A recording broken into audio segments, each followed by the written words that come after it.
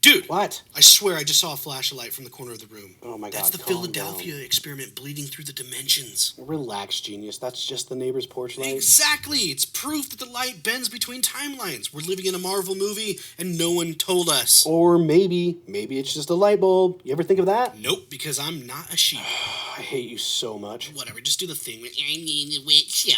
I'm sorry. Oh my God, dude, seriously, just close your mouth. Welcome to The Witch Show, where smart meets stupid and somehow makes sense. I'm Georgie, and I'm thinking out loud so you don't have to. Ladies and gentlemen, this is The Witch Show, from what I think seriously to you.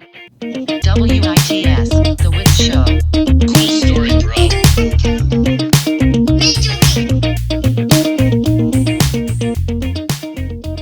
Hey everyone, welcome back to The Witch Show. First off, thank you. Seriously, every single one of you tuning in, dropping comments, and supporting this crazy ride, you're the reason that this show keeps growing, and I can't thank you enough. Now, I've got something special today. I've been working on a custom 3D printed Witch Show coin, a little tribute to my podcast and a way of saying thank you to the real ones who've been here since the beginning. The first 8 commenters on Spotify for this episode will each get one of these coins, straight from me. Consider it a token of the weird, smart, and ridiculous family that we've all built here. So buckle up, because today's episode is going to dive headfirst into some of the weird, creepiest, most mind-bending governmental experiment conspiracies you've ever heard. And trust me, this one's going to stick with you long after you hit pause. Government experiments. What are your opinions on trusting the government? Well, for starters, I'll tell you right now, I wouldn't trust anybody who's a collage of people with many opinions. Especially when said people have power and authority. Governments should never have control of anything, in my opinion. In fact, it should actually just be the people who control it. And that's what we have here in the good old United States of America. Or so we're told. And that's not a theory. That's actual facts, my guy. But let's go ahead and move forward before I get deleted like Hillary Clinton's emails. You ever heard of the Philadelphia experiment? This one's fun. In 1943, World War II, the U.S. Navy allegedly tried to make ships invisible to radar. The USS Eldridge was the test subject, and when they flipped the switch, witnesses say the ship didn't just disappear from the radar. It disappeared from reality. Some sailors reappeared fused into the hull like nightmare art pieces. Others supposedly transported to Norfolk, 200 miles away. Was it radar cloaking gone wrong, or the first attempt at tearing open space-time? Either way, it lit the spark for decades of shadowy experiments to come. According to the story, the Navy had been dabbling with a new form of technology inspired by none other than Albert Einstein's unified field of theory. So basically, it's the holy grail of physics, a way to unify electromagnetism and gravity, bending light and space around an object, or at least that's the short version of it. I could literally write an entire podcast based off of Einstein's unified field theory, but we're not here for that. We're here for what happens next. Anyway, if you can bend light, you can make something invisible. And the USS Eldridge, a brand new destroyer escort, well, they had a plan for it. And the plan was to outfit it with massive electromagnetic generators and test whether it could literally disappear. First, from enemy radar, and maybe even from the naked eye. They say the test took place in October of 1943. Sailors on board were fully briefed. They thought it was just another shakedown run. But then, the machines powered on. Witnesses claim a strange greenish-blue haze wrapped around the Eldridge, almost like an otherworldly fog. The air itself seemed to shimmer, and then, in an instant, the ship was gone. Not just off radar, not just cloaked, gone.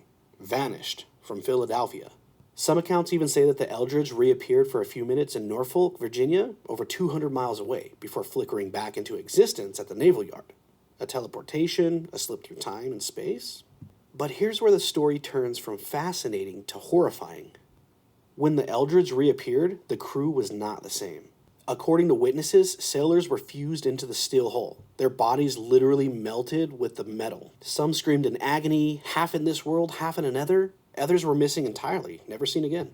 A handful supposedly went insane on the spot, babbling incoherently about colors, shapes, and beings they couldn't describe. Others started to phase in and out of existence, disappearing for hours and days before suddenly snapping back as if nothing happened. But the creepiest rumor? That some were left in a state of paralysis, alive but frozen in time, like mannequins with eyes still tracking you, trapped in a loop between seconds. Now the Navy, of course, denies all of this. Officially, they say nothing like the Philadelphia experiment ever happened. Of course they would. And the USS Eldridge? Well, they claimed they weren't even in Philadelphia at the time. The skeptics say the whole thing started with a man named Carl M. Allen, or Carlos Allende, who years later wrote letters describing what he supposedly saw. According to him, he was on a merchant ship nearby when he witnessed the Eldridge disappear. But if it's all fake, why has the story persisted for decades? Why does it keep resurfacing in whispers about government cover-ups, alien technology, and experiments that cross into time travel? There's a few possibilities. The rational explanation? The Navy was really experimenting, but not with teleportation. They were testing degaussing technology, which uses electromagnetic fields to make ships invisible to magnetic mines. And then, of course, over time, those stories got twisted, exaggerated, and blown into the Philadelphia experiment legend. Then, of course, you have the conspiracy explanation. The government actually stumbled onto something they couldn't control. A field that warped not just radar signals, but, reality itself. Then they covered it up because the results were too horrific. Cellars fused into steel and men lost in other dimensions. But how about a sci-fi explanation? We all like those, I know I do. The experiment worked. Too well. The Eldridge slipped through time and space, maybe into a parallel dimension, maybe into the future, and when it returned, the human mind and body simply weren't equipped to handle the shift. The ship survived, but the crew paid the price. But what makes this so unsettling is how the Philadelphia experiment connects to other conspiracies. Some say the technology was later refined and used in the Montauk Project in the 1980s. The alleged time travel and mind control experiments on Long Island. Others claim it ties back to Tesla's stolen papers after his death, and that the Navy was testing ideas decades ahead of their time. And then there's the possibility that the experiments never stopped, that the Eldridge was just the first of many tests, and that what we call UFOs, glitches in reality, or even the Mandela effect are all ripple effects of humanity tinkering with forces we were never meant to touch.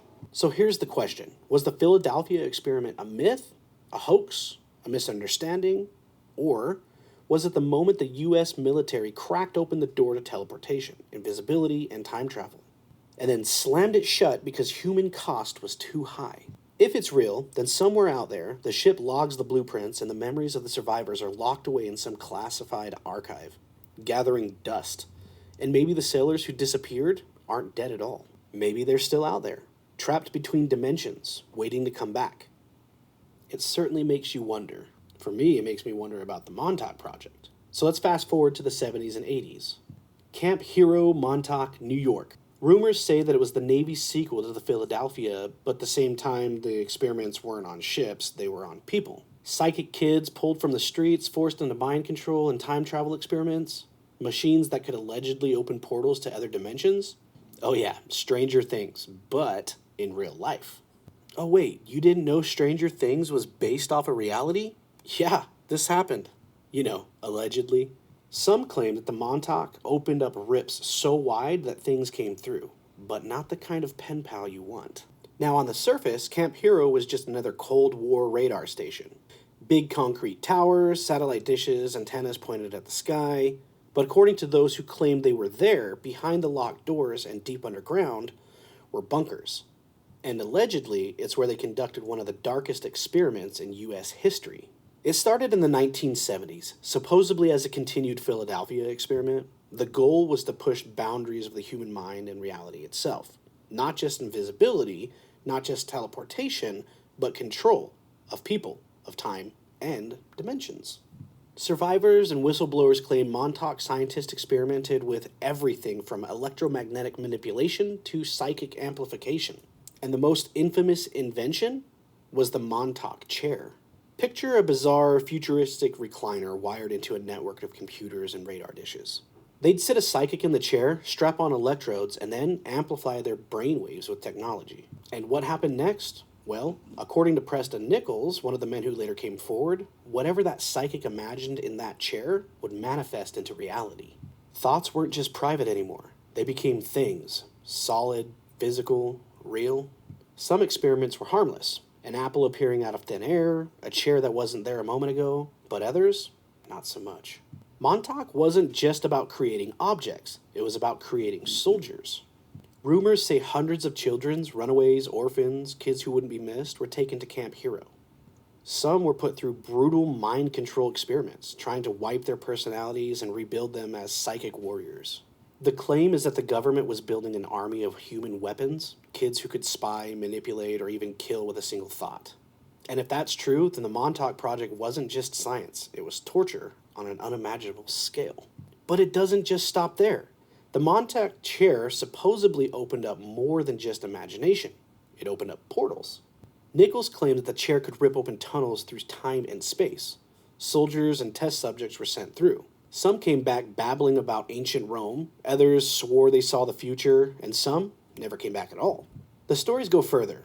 The underground beneath Montauk, massive tunnels stretched for miles, some leading to other times, other to other dimensions. And sometimes what came through wasn't human. Yeah, that's right. Here's the part that still gives me chills. On August 12th, 1983, the story goes that the project spiraled completely out of control. They had Duncan Cameron, one of their most powerful psychics, sitting in the chair. For years, he'd been opening up portals, projecting objects, even contacting beings. But that day, he was pushed too far, told to let the subconscious run wild. And he did. From his mind, a creature emerged, a nightmare given flesh. Some say it was a massive hairy beast with claws. Others say it was a grotesque otherworldly abomination, defying description. Imagine that, something so scary that you just can't describe it.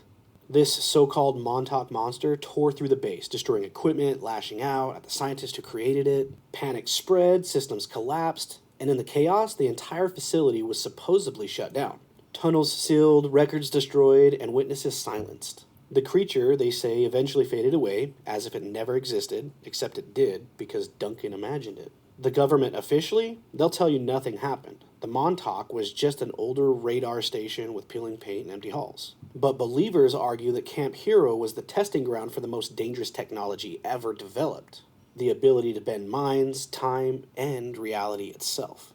Think about it. Philadelphia was the start. Montauk was the continuation, and everything we've seen since, MKUltra, Project Stargate, Whispers of Alien Contact, might just be different pieces of the same puzzle. If even half of it is true, then the question isn't whether Montauk happened.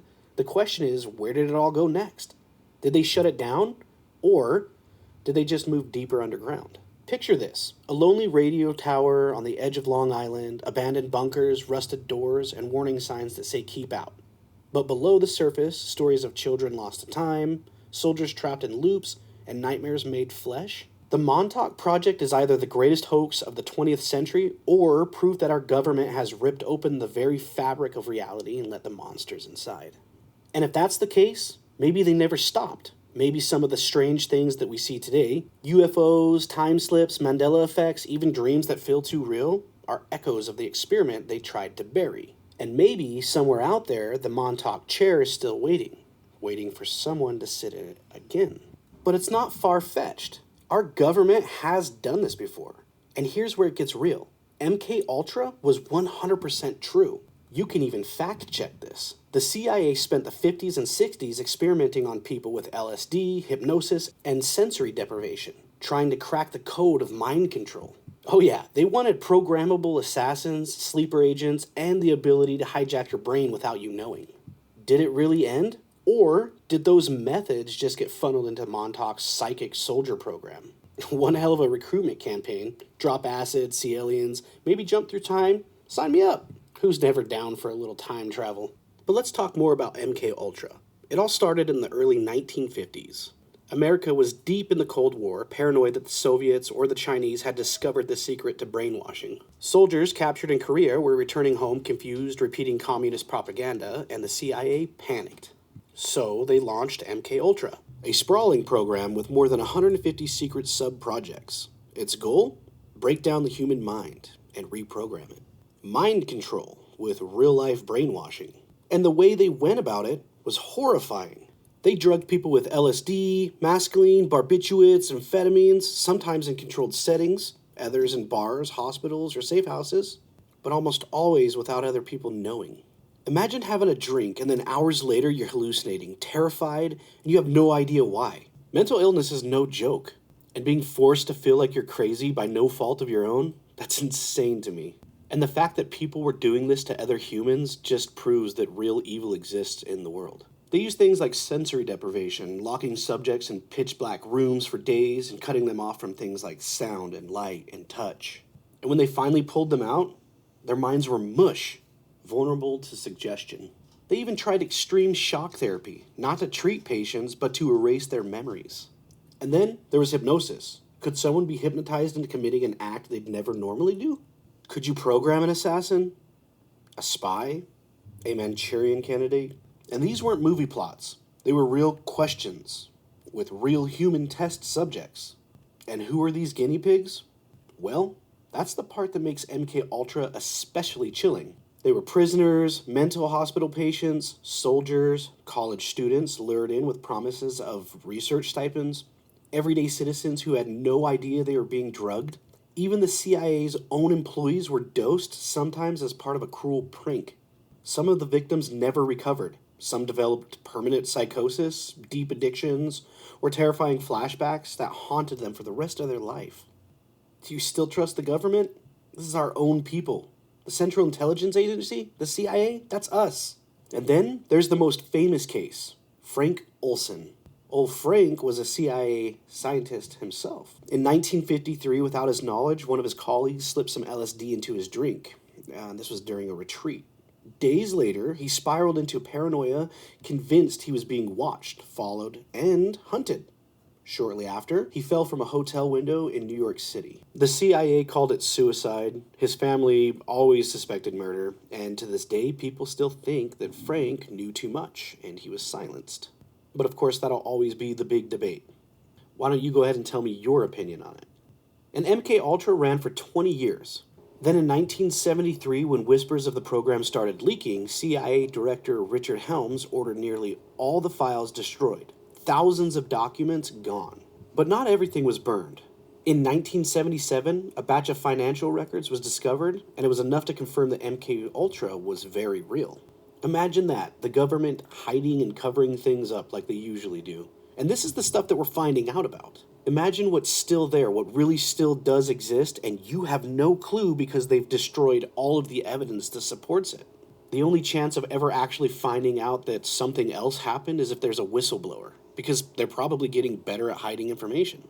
After all, we know now that they're getting plenty of practice hiding things from us. We're all just insignificant beings to them with zero knowledge of what they're doing, and we're not allowed to know ever.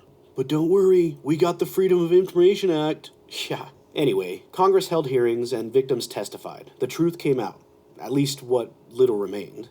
But by then, as you could imagine, the damage was already done and countless lives were ruined. And no one was truly held accountable, like they ever are. Yet they tell us growing up that evil doesn't win. This is pure evil, and they're literally getting away with it. The only thing worse than this, in my opinion, would be Unit 731. That's a whole nother subject we can get into later for sure. In fact, I might even cover that on my next podcast. But it makes you wonder, even though MKUltra was officially shut down, who's to say it really ended? We already know intelligence agencies rename, rebrand, buy programs under new projects, and some believe MKUltra morphed into a later psychological operation. Others say that the research fueled programs like Project Stargate, the government's study into psychic spying. And what if it didn't stop at all? What if the techniques developed, hypnosis, drug-induced control, personality eraser, they're still being used? Not in secret labs anymore, but in more subtle forms, through media, technology, social programming. I mean, think about it. MKUltra proved that the government was willing to experiment on its own people without consent, without morality, all in the name of control. So when people talk about sleeper agents or hidden assassins, or the idea that someone can be programmed with just a few words, is it really that crazy? Maybe MKUltra wasn't about science fiction mind control at all. Maybe it was about perfecting the art of making people do what they're told without ever realizing it. So when you hear the word conspiracy, when you hear stories about impossible experiments, just remember, MKUltra isn't a theory. It actually happened. And if they admitted to that, what haven't they admitted to yet? So imagine this. The Philadelphia experiment in 1943 wasn't just about making ships invisible. What if it was the opening salvo of a much larger plan? An experiment to rip open the very fabric of reality itself. Reports said sailors vanished, some fused into steel, others lost their minds. That wasn't a malfunction. That was a prototype. The Navy stumbled onto the idea that humans could be rewired. Their perception, their sanity, their very identity being shoved between dimensions. And then fast forward a few decades, and suddenly you have the Montauk Project, an alleged base where kids were snatched from the streets, not for radar testing, but because children's minds are the most pliable. They could be broken and remade into psychic antennas. If the Philadelphia experiment opened the door, Montauk was about learning how to walk through it, training children to project thoughts, manipulate time, even conjuring nightmares into reality. But there's a problem. Ordinary human minds shatter when pushed too far. You need a system to condition, fracture, and rebuild those minds like machines. So that's where MKUltra comes in. People think it was just about LSD experiments, but what if the goal wasn't to test drugs at all?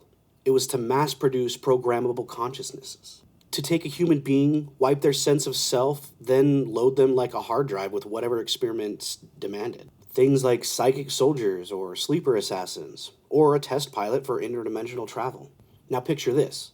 What if these 3 projects weren't separate accidents, but 3 phases of one hidden program? Phase 1, crack reality. Phase 2, weaponize the human mind. And Phase 3, build the perfect subject to survive both. Here's the nightmare fuel. What if it worked? What if someone, maybe still in Montauk, maybe in some underground facility we'll never see, they did create a generation of people who can't tell if they're living in our world or stuck in a fragment of another? What if they walk among us now, not even knowing they're sleeping test subjects, until a hidden trigger word or a frequency wakes them up? And here's the question that should keep you up at night. How would you know if you weren't one of them? How would you know that the memories you have, the thoughts in your head, even the reality you wake up to every day, weren't stitched together in a lab decades ago as part of a convergence between the Philadelphia experiment, the Montauk, and the MKUltra? If they could scramble sailors into steel, erase minds with chemicals, and train children to tear holes in time itself, then maybe, just maybe, you're not supposed to ask these questions. Because the moment you start asking, maybe that's the moment the programming starts kicking in. But will you know? Alright friends, that's where we're wrapping it up. If your brain's not melted yet, do me a favor, drop a review, share this with someone who loves the weird, and leave me a comment with your own creepy true story. Who knows, if it's eerie enough, I just might feature it in my next episode. Until then, keep your lights on, keep your mind open, and remember, you never really know what's real. Thanks for listening to The Witch Show. I'm Georgie, and I'll talk to you next time. Ladies and gentlemen, this is The Witch Show from What I Think Seriously to You. WITS.